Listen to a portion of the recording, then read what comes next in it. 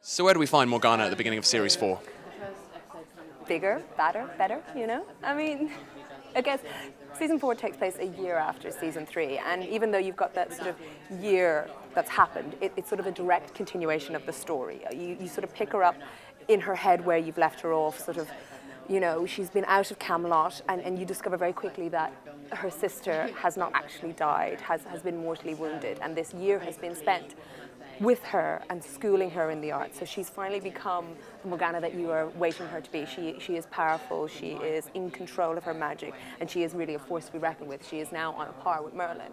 And you also discover that in that year she has been nursing a slight grudge and possibly in true Morgana fashion plotting and planning with more ghosts. So you see the beginnings of their plan, and you see it really sets up who she is for the new season and what she's going to do. So you find out a lot very, very quickly in the first sort of 20 minutes of the first episode.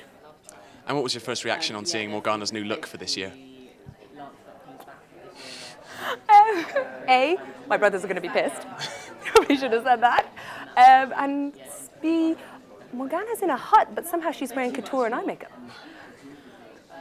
You know, she's living in a hovel, but she still looks good, which was kind of like great for me. I kind of figure she's like a goth Jessica Rabbit, you know, and it totally works for Morgana because she's not bad. She was just, you know, written that way.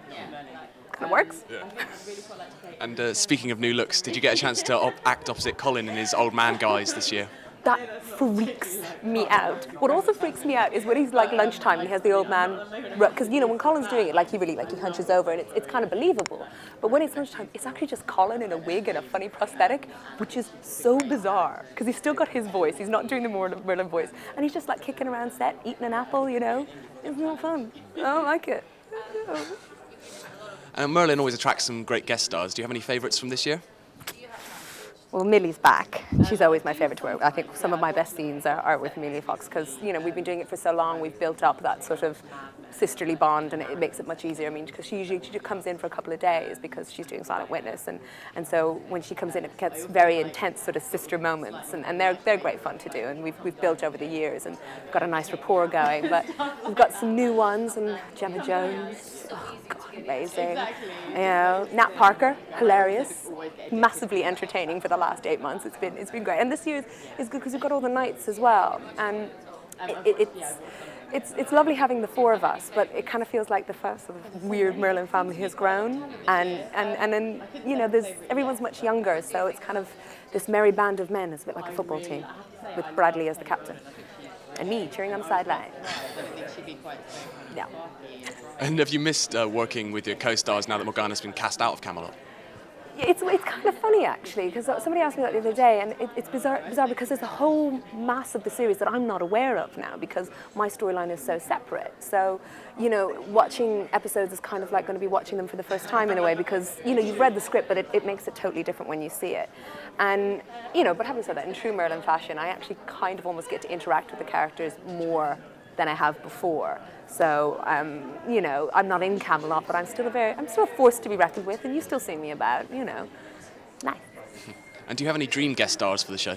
Nathan Fillion.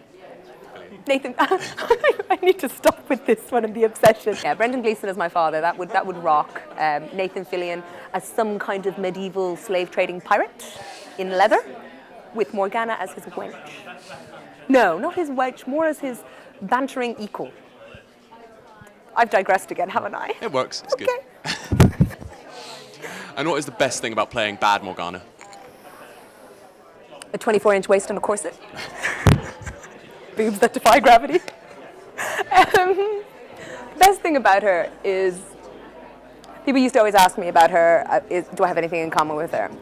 And Morgana now isn't, I have nothing in common with her, but she's the woman I want to be. She's in control, she's confident, she is focused, she is slightly maniacal, yes, but you know, she's got an idea and she's sticking to it. She's got a plan and she's going to get there, and I admire that.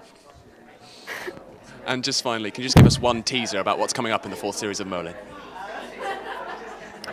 One teaser for the whole season? Oh God, never expect the unexpected. You know, literally, the thing about Merlin that gets me every time, and we get it with the scripts, is I know what's going to happen. And still when I get it, I'm still like, you know. And nobody's ever dead on Merlin is the only thing I'm ever going to say. Nobody ever dies. in camping.